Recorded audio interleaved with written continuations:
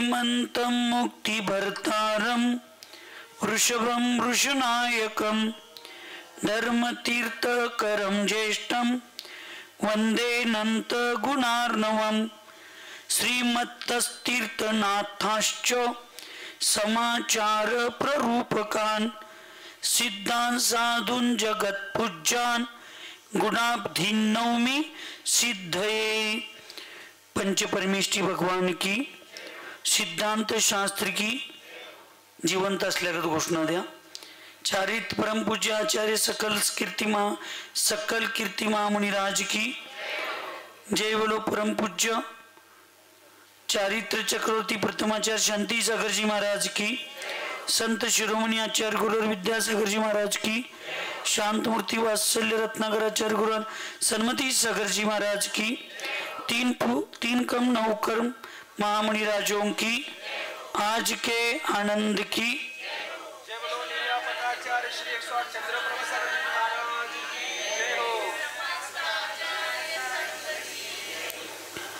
आचार्य भगवंत सकल कीर्ती महामुनिराज आपल्या मूलाचार प्रदीप या महान ग्रंथामध्ये 7व्या अधिकारात शिथिल मुनी महाराजांची अन्य सहायता म्हणजे कोणाची गरज नाही, अहंकार भाव असतो। मला कुठल्या गुरुची गरज नाही, मला कुठल्या साधर्मीची गरज नाही, मी सक्षम आहे, ऑल इज वेल, मी एकटा आहे तेच माझं सगळं चांगलं आहे, मला कोणाची आवश्यकता, अशा अहम भावनेत तो असतो। त्यामुळे कुणाचे सहकार्य घेण्याची त्याची इच्छा नसते, असं पूर्व चर्चेमध्ये आपण बघितलं होतं। आणि त्याच्यामुळे मग तो कुत्सित आचरण किंवा चांगलं जरी आचरण असलं तर त्याला कधी सामाजिक, मनुष्यकृत, त्रियंचकृत, देवकृत, अचेतन पुद्गल वस्तुकृत कधी उपसर्ग होईल आणि त्यावेळी त्याच्या परिणामांना स्थिर करण्यासाठी, आधार देण्यासाठी जर कोण नसतील मुनी महाराज तर त्याचं आचरण बिघडू शकतं, अशी संभावना व्यक्त पूर्वाचार्यांनी केली। आणि त्याच्यामध्ये आज या ठिकाणी आपल्याला चर्चा करायची आहे। त्याच्यात परत सांगितलं एकटे विहार करण्यामध्ये 5 पापांचं स्थान कारणीभूत आहे। ते स्थान सांगताना त्यांनी सांगितले, एक तर जिनेंद्र भगवंतांच्या आज्ञेचं उल्लंघन केलेलं सगळ्यात मोठं पाप लागणार आहे।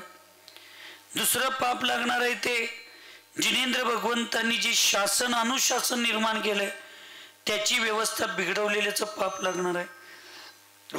तिसरं सांगितलं मिथ्यात्वाची, अज्ञानाची किंवा शिथिलतेची वृद्धी करण्याचं पाप त्या साधू लागणार आहे। चौथं लागणार आहे ते सम्यक दर्शनाबरोबर आपल्या गुणांच्या अन्य जे आत्म्याचं ज्ञान, चारित्र आदी गुण आहेत त्या गुणांचा नाश करण्याचं पाप लागणार आहे। आणि 5वं पाप सांगितले की आपल्या स्वतःच्या संयमाची विराधना होऊ शकते। हे 5 पापांचे स्थान एकटे विहार करणारे एकल विहारी साधूंना लागतात। एखादा साधू त्याच्यातनं वाचू शकेल जो अत्यंत चिरकालीन दीक्षित आहे आणि त्याची जी कारणं सगळे सांगितली ती कारणं, सुरक्षिततेची कारणं, ती पंचम कालात कुठल्याही साधूकडे उपस्थित नाहीत, म्हणून त्याला दोष हा लागणार, फक्त कमी जास्त प्रमाणात लागण्याची शक्यता असते। परत सांगितले की ज्या गुरुकुलमध्ये गुणांची वृद्धी होण्यासाठी आचार्य, उपाध्याय आणि प्रवर्तक, स्थवीर, गणाधीश अशा 5 प्रकारच्या उत्कृष्ट आधार ज्या संघात नसतात त्या गुरुकुलमध्ये सज्जन मुनींनी कधीही निवास करायचं नाही। मी तुम्हाला कायम सांगतोय व्यवहारातलं एक वाक्य, ज्या घरात लहान मुलं नसतात त्या घरात वातावरण कधी आनंदी असत नाही। ज्या घरात कधी म्हातारी माणसं आणि त्यांचा आदर नसतो त्या घरात शिस्त आणि अनुशासन कधी असत नाही. तसं ज्या संघामध्ये गुरु ही व्यवस्थाच नाही,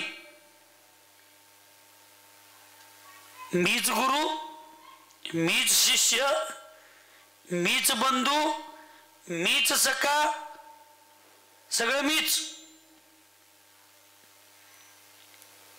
कुस्ती खेळणार पण मीच, टाळी वाजवणार पण मीच, शत्रू माझा मीच, मित्र माझा मीच, बक्षीस देणारा पण मीच, स्वतःचं सर्टिफिकेट लावून घेणारा पण मीच. अशाच ठिकाणी लई जण म्हणतात गुरु येईल मटा, हिरेरील मनी. म्हणजे ज्या घरात म्हातारी माणसं नाहीत, ज्या घरात ज्या संघात गुरु नाही, त्या संघाचं महत्व फार नसतंय, लक्षात ठेवा. हा दोष लागण्याचा प्रसंग येऊ शकतो. प्रत्येकांच्यावर अनेक अपवाद आले, अनेक गोष्टी आल्या, पण ज्यांनी ज्यांनी गुरूंचं संघ सोडला नाही आणि जे गुरूंच्या आज्ञेत राहिले त्यांचं सगळं कल्याणच होत गेले. बिन मागता सगळी प्राप्ती होते. काही लोकांना काय वाटतंय, माझं कुठं वाईट झालंय, माझ्याकडं कोट्यावधी दान देणारे भक्त आहेत, माझ्याकडं जयकारा घालून माझे फोटो छापून वाटणारी हजारो भक्त आहेत, माझं कुठं वाईट आहे. बाबा, ज्या महिलेच्या अंगावर 100 तोळ सोनं आहे पण अर्ध्या तोळ्याचं मंगळसूत्र नसतंय, त्या महिलेला आभूषणाची किंमत विचार.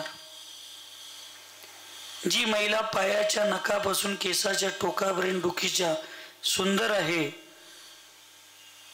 आकाश किती भी निरभ्र असू दे, प्रामाणिकपणे सांगा, अमावस्याचं आकाश वेगळं आणि पौर्णिमेचं आकाश वेगळं असतोय. आकाश एकच असते का वेगळं असते? पण पौर्णिमेच्या आकाशाकडे का बघत बसावं असं वाटतंय? तिथं कोण असतोय?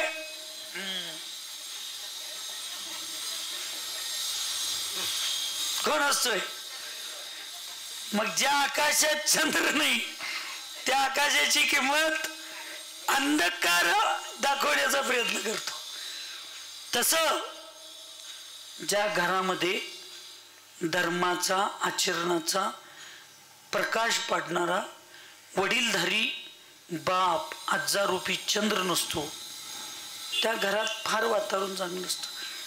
आणि ज्या संघात मी जरी गुरु असलो, आज ह्या सगळ्यांचं व्यवहार नयाच्या अपेक्षेनं नेतृत्व मी करून मी जरी यांचा गुरु असलो तर मला कोणतर ना कोण गुरु पाहिजेत, लक्षात ठेवा.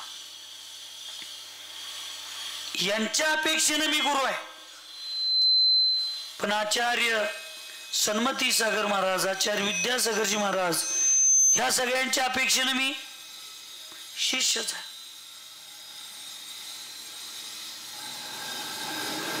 म्हणून गुरूंचा आशीर्वाद, गुरूंची आज्ञा, गुरूंचं मार्गदर्शन, गुरूंचा आधार जग नसलं तर चालेल, पण गुरु पाहिजे. पण काही लोक गुरूंना सोडून जगासाठी पळले. आज गुरु पण नाहीत आणि जग पण नाही. 4 पैसेवाली लोक सोबत आहेत पण स्वतःला एवढं असं महत्व म्हणजे असं मानतात, पण नाही. लक्षात ठेवा, चंद्राशिवाय आकाशाची जशी किंमत आहे तेवढीच किंमत गुरुच्या आज्ञेशिवाय स्वतःच्या जीवनाला जगण्याची किंमत आहे. लक्षात. त्याच्यात मग त्या अमुष्यात आकाशात 4 चांदण्या, 4 तारे चमकत असतात आणि मग स्वतःला वाटत असतं त्या आकाशाला की माझं काय कमी आहे.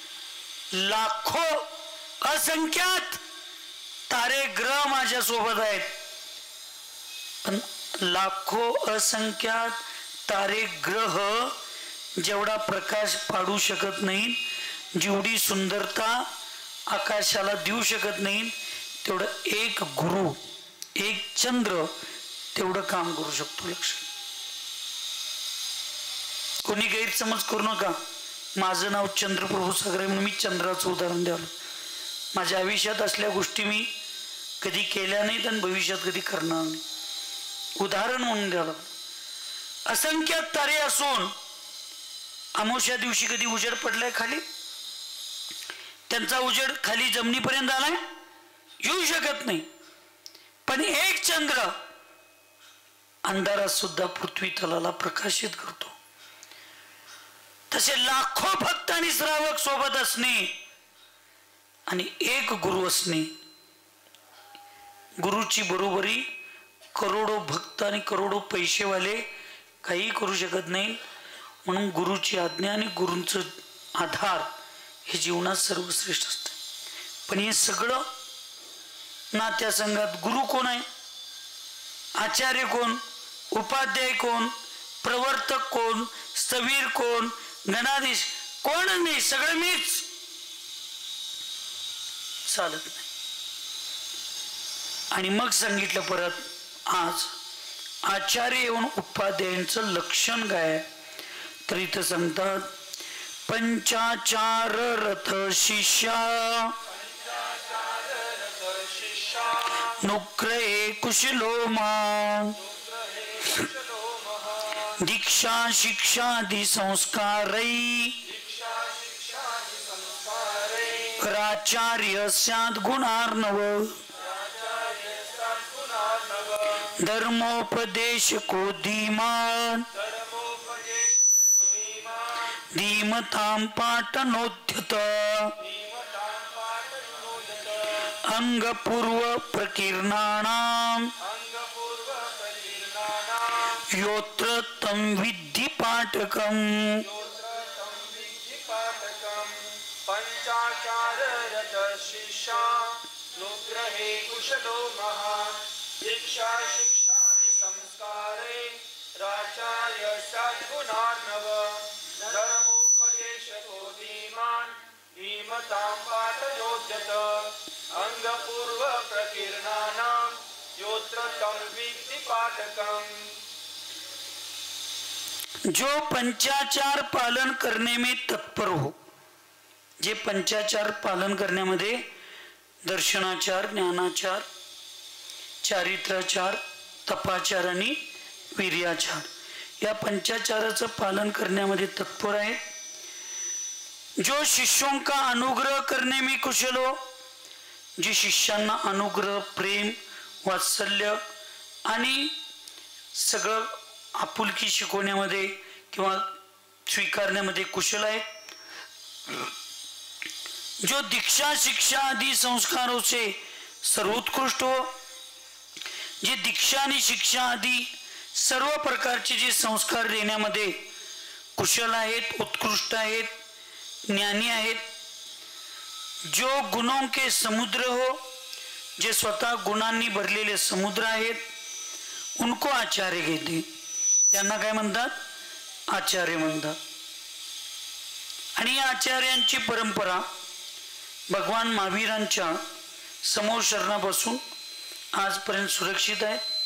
ठीक आहे, त्याच्यात काही फाटा फुटत गेली असतील, पण मूल परंपरा तर भगवान आचार्य महावीरांच्या पासनं, आणि तसं बघायला गेलं तर आदिनाथांच्या पासनं वृषभ सेन, मूल संघ सेन, गण पच्चन कलांकृत रोज सकाळी आपण म्हणतोय ते, आणि अशीच परंपरा असते. आता त्याच्यामध्ये तुम्ही कोथरीवाले सौभाग्यशाली आहात की तुम्हाला आचार्य सन्मती सागर महाराजांच्या संघात 2 आचार्यांची नियुक्ती करण्याचं सौभाग्य तुम्हाला 2011 सालाला आचार्य शीतल सागर आणि आचार्य वर्धमान सागर महाराजांना मिळालं. मी फार विचारपूर्वक बोलतोय, गांभीर्यपूर्वक बोलतोय, आणि जे बोलतोय ते मी कधी वचन मागं घेत नाही, ते ठोसपूर्वक बोलतोय. काही लोकांना आता वाटत असेल की विद्यासागर महाराजांच्या बद्दल घोषणा जी झाली ती श्रवणबेळगोळमध्ये झाली. काही लोकांना वाटत असेल की ती घोषणा आम्ही केली, पण लक्षात ठेवा, जिसका मन पवित्र होता है उसके चेहरे पर जो कोई मिलता है उसका मित्र होता है. जिसका मन पवित्र होता है जो कोई मिलेगा वो अपना मित्र होता है. तुमच्या माहितीसाठी किमान कोथळीवाल्याने आठवून बघायचं, 3 नोव्हेंबर 2011 हा दिवस आठवायचा. पिंची परिवर्तनचा कार्यक्रम चालू होता आणि त्या पिंची परिवर्तनाच्या कार्यक्रमाचं सूत्रसंचालन हे चंद्रभूष सागर महाराजांच्याकडे होतं. आणि त्या सूत्रसंचालनामध्ये मी सांगितलं होतं की आमच्या सन्मती सागर महाराजांच्या संघाला एक नवोदित तरुण तडफदार आचार्य पदावर बसणारी व्यक्ती येणाऱ्या 5-6 महिन्यामध्ये आपल्याला मिळणार आहे. असं सगळ्यात पहिली घोषणा विद्यासागर महाराजांच्या आचार्य पदाची करणारा माणूस कोण आहे? मी चंद्रभूष सागर महाराज. हा भाग वेगळा. मधी 11-12 वर्ष सर्व डाऊन झालं, त्यामुळे केलेली घोषणा प्रसारित होण्यासाठी जरा नेट संपलं असेल, पॅकिंग काय ते नेट पॅकेज आमचं संपलं असेल किंवा सर्व्हर डाऊन झालं असेल, त्यामुळे ते फीड व्हायला ते थोडं लेट झालं. पण भगवान की घर में देर है अंधेर नहीं. 12 वर्षानं एक तपानंतर का विना निदान चंद्रभूष सागर महाराजांनी जे बोललं होतं ती गोष्ट कधी ना कधी तर सिद्ध साध्य होण्याची वेळ आली. म्हणजे मी जरा माझं जरा असं कडक तपश्चर्या नसेल म्हणून जरा शब्दात वजन कमी असेल, त्यामुळे ती सिद्ध व्हायला वेळ झालं. पण बार फुसका निघला. ह्याच्यामध्ये तर आनंद समाधान मानायला पाहिजे. असे आचार्य असतात पंचाचाराचं पालन करणारे. आणि ते आचार्य वर्धमान सागर महाराजजी आता त्यांची शारीरिक परिस्थिती ह्या सगळ्या गोष्टी लक्षात ठेवून, जो खरा साधक असतो ना तो पदाची अपेक्षा करत नाही. ते आपलं पद कोणाला तर बहाल करून ज्या पदासाठी मुनी झाले, कुठलं पद? मोक्षाचं पद. आणि वर्तमान मध्ये शपकराज म्हणून समाधी साधण्याच्या, जे समाधीस्थ होण्यासाठी जे दीक्षा घेतात ना, ते बरोबर योग्य वेळ आली की आपल्या किंवा आपल्या गुरूंच्या योग्य शिष्याला आपलं पद देतात आणि आपलं शेवटचं जीवन निर्विकल्पपूर्वक जगण्याचा प्रयत्न करतात. कारण आधी, व्याधी आणि उपाधी या तिन्हींनी रहित जो असतो तो समाधी साधतो, तो समाधी साधतो. आणि 14-15 वर्ष ज्यांनी आपल्या आचार्य पदाची धुरा अत्यंत चांगल्या पद्धतीनं सांभाळली आणि अनेक लोकांना दीक्षा देऊन, मग नुसता ती दीक्षा महाराष्ट्र आणि कर्नाटक पुरता मर्यादित न राहता उत्तर भारतातल्या सुद्धा लोकांना दीक्षा देऊन दक्षिण भारतातल्या अन्नाची आणि मांसांची सवय लावून दक्षिणेत आलेल्यांना कोणाला उत्तरेत आता जाऊच नाही असं अत्यंत प्रेमाने लढा देऊन वास्तविक संयमाची मूर्ती म्हणून ज्यांची उपाधी आहे त्या आचार्य वर्धमान सागर महाराजांनी आपला काल योग्य डाव आपल्या आत्मकल्याणाचा साधला.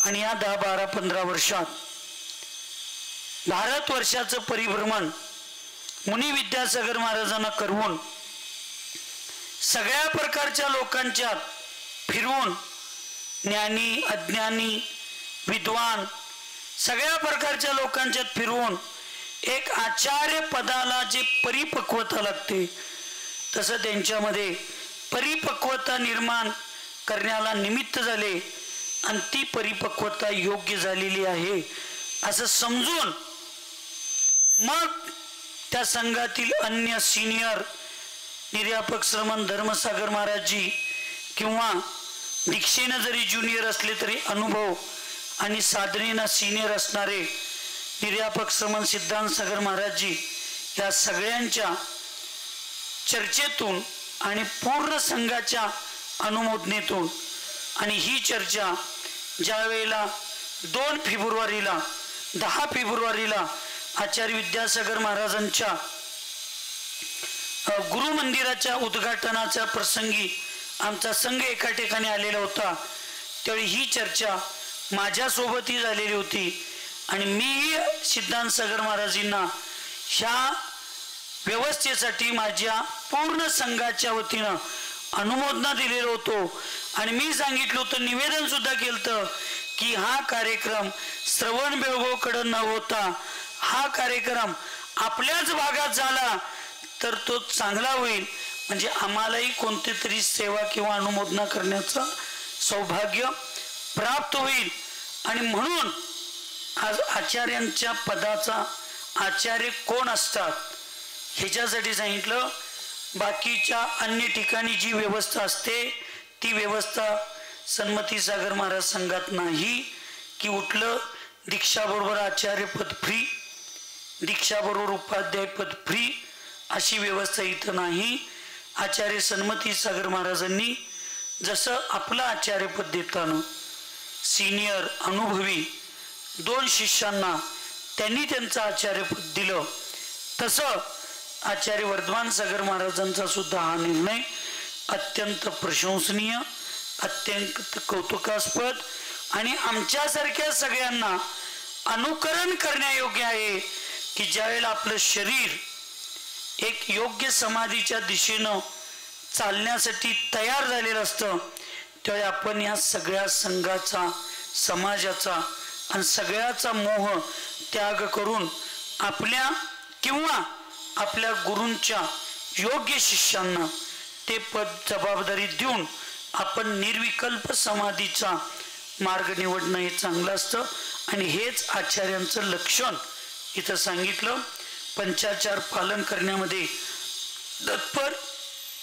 शिष्यांना अनुग्रह करण्यामध्ये कुशल दीक्षा शिक्षा आदी संस्कारामध्ये सर्वोत्कृष्ट आणि गुणांचे समुद्र असतात त्यांना आचार्य म्हणतात आणि जो सदा धर्म का उपदेश देते आणि विद्यासागर महाराजांचं पुण्य बघा मुनी होऊन जगले उपाध्याय होऊन जगले निर्यापक श्रमण होऊन जगले आणि आता भविष्य आचार्य होऊन जगण्याचं सौभाग्य म्हणजे कुठलाही अनुभव पूर्व पश्चिम दक्षिण उत्तर चारी दिशेचं पाणी पिऊन परिपक्व असं इथं काय सांगितलं जे सदा धर्माचा उपदेश देतात अत्यंत बुद्धिमान हो बुद्धिमान शिष्यों के लिए अंग पूर्व व प्रकरणिक शास्त्रों के पढ़ाने में सदा तत्पर रहते हो उनको पाठक या उपाध्याय करते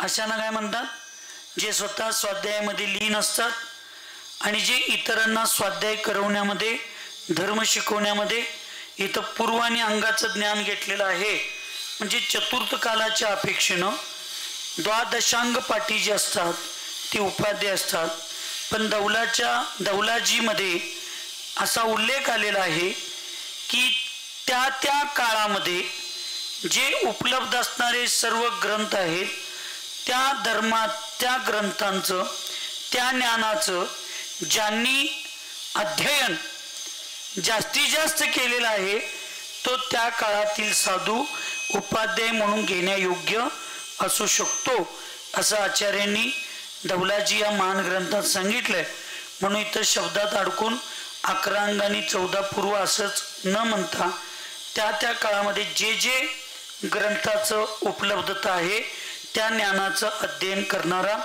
अध्ययनामध्ये कुशल असणारी अशी साधू प्रवृत्ती ही उपाध्याय परमिष्ठी असते अशा पद्धतीची भावना या ठिकाणी आचार्यांनी सांगितलेली आहे. अशा सर्व अर्यंत सिद्ध आचार्य उपाध्याय सर्व साधूंची सेवा निश्चल मनानं निस्वार्थ भावनेनं यथाशक्ती करण्याचं सौभाग्य तुम्हाला आम्हाला सगळ्यांना मिळू दे. आणि आम्ही तर ह्या 5 पदापैकी 3ऱ्या पदावर बसलोय, कोण 2ऱ्या पदावर बसलोय, पण लवकरात लवकर ते सौभाग्य केवल्याने सिद्ध बनण्याचं सौभाग्य प्राप्त होऊ दे. आणि तुम्हाला सगळ्यांना सुद्धा या पंचपरमेष्ठीमध्ये तुमचं स्थान येऊ दे अशी मंगलमय भावना व्यक्त करून सुखी रहे सब जीव जगत में, कोई कभी न घबरावे, वैर पाप अभिमान छोड़ जग, नित्य नए मंगल गावे. ओम नमः. सबको क्षमा, सबसे क्षमा.